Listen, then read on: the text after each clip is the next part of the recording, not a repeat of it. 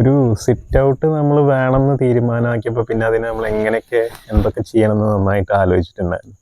അപ്പം അതിനകത്ത് നമ്മൾ ആദ്യം സാധാരണ എല്ലാവരും വെയിൽ കൊള്ളണ്ട മഴ കൊള്ളണ്ട രീതിയിലായിരിക്കുമല്ലോ സിറ്റ് ഔട്ട് ഡിസൈൻ ചെയ്യുക. നമ്മൾ നേരെ തിരിച്ചാണ്, വെയിലും മഴയൊക്കെ കുറച്ച് കൊണ്ടോട്ടെ, കുറച്ചൊരു വിശാലമായിട്ടുള്ള ഒരു ഇതിലാണ് കൊടുത്തത്, വലിയ ഓപ്പണിംഗ് ആയിട്ടാണ് കൊടുത്തത്.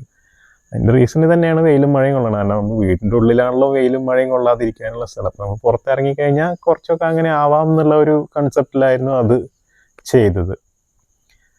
അത് ഒരു തരത്തിൽ നല്ല ഇതായിട്ടാണ് തോന്നുന്നത്. കാരണം എന്താ വെച്ചാൽ ഉള്ളിലിപ്പോൾ നമുക്ക് 1-2 ഗ്ലാസ് വിൻഡോസ് ഒക്കെ ഉണ്ട്. അപ്പോൾ നമുക്കിപ്പോൾ മഴയൊന്നും ആസ്വദിക്കണമെങ്കിൽ ഉള്ളിലിരുന്ന് ആസ്വദിക്കാവുന്നതേ ഉള്ളൂ. അപ്പോൾ അതിൻ്റെ ഒരു ലൈവ് എക്സ്പീരിയൻസ് കിട്ടണമെങ്കിൽ നമുക്കിവിടെ പുറത്ത് വന്നിരിക്കാം. പിന്നെ അതിൻ്റെ ഒരു ഡയറക്ഷൻ വെച്ച് നോക്കുമ്പോൾ വിൻഡ് അത്ര കൂടുതൽ അടിക്കാത്തൊരു രീതിയിലാണ് അത് വരിക. കാരണം വടക്കോട്ടാണ് വീട് ഫേസ് ചെയ്യണത്, പടിഞ്ഞാറുനിന്ന് ഇങ്ങോട്ടാണ് കാറ്റ് വീശുക. അപ്പോൾ അതിൻ്റെ ഒരു അഡ്വാൻറ്റേജ് കൊണ്ട് ചെറിയൊരു എന്താ പറയുക ഊത്താലടിക്കുന്നത് അത് കുറച്ച് കുറയും ചെയ്യും. പിന്നെ നമ്മൾ എന്താണെന്ന് വെച്ച് കഴിഞ്ഞാൽ ഇതിനകത്ത് മെയിനായിട്ട് ശ്രദ്ധിച്ചത് എന്താണെന്ന് വെച്ച് കഴിഞ്ഞാൽ ഒരു സ്റ്റേജും കൂടി ആക്കുന്ന രീതിയിലാണ് ചെയ്തത്. അത് ചെറിയൊരു പെർഫോമൻസ് അല്ലെങ്കിൽ ഒരാൾക്ക് ഒന്ന് സംസാരിക്കാൻ ഒരു ചെറിയൊരു സ്റ്റേജ് കിട്ടുന്ന രീതിയിൽ.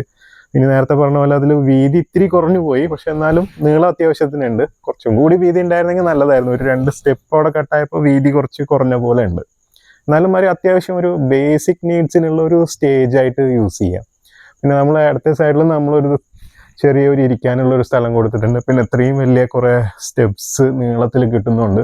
ഒരു 10-15 ആളുകളൊക്കെ വന്നു കഴിഞ്ഞ് കഴിഞ്ഞാൽ നമുക്കൊന്ന് ഒരു നാച്ചുറൽ വേയിൽ ഇരുന്ന് ഫേസ് ടു ഫേസ് ഇരുന്ന് സംസാരിക്കാനും ഒരു ഗെറ്റ് ടുഗദറൊക്കെ പോലെ നടത്താനൊക്കെ പറ്റുന്ന ഒരു രീതിയിലും കൂടിയിട്ടാണ് നമ്മളിതിൻ്റെ ഡിസൈൻ അതെല്ലാം കൂടി ഇൻകോർപ്പറേറ്റ് ചെയ്തിട്ടാണ് നമ്മൾ സിറ്റ് ഔട്ട് ചെയ്തിട്ടുണ്ടായിരുന്നത്.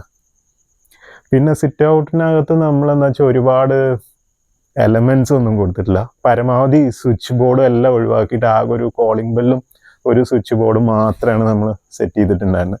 വേറെ എവിടെയും ഒന്നും കൊടുത്തിട്ടില്ല. നെയിം ബോർഡ് മാത്രമാണ് ഒരു എക്സ്ട്രാ ഫിറ്റിങ്സ് പോലെ അവിടെ വരുന്നിട്ടുള്ളത്. ബാക്കിയെല്ലാം നമ്മൾ കട്ട് ചെയ്തു.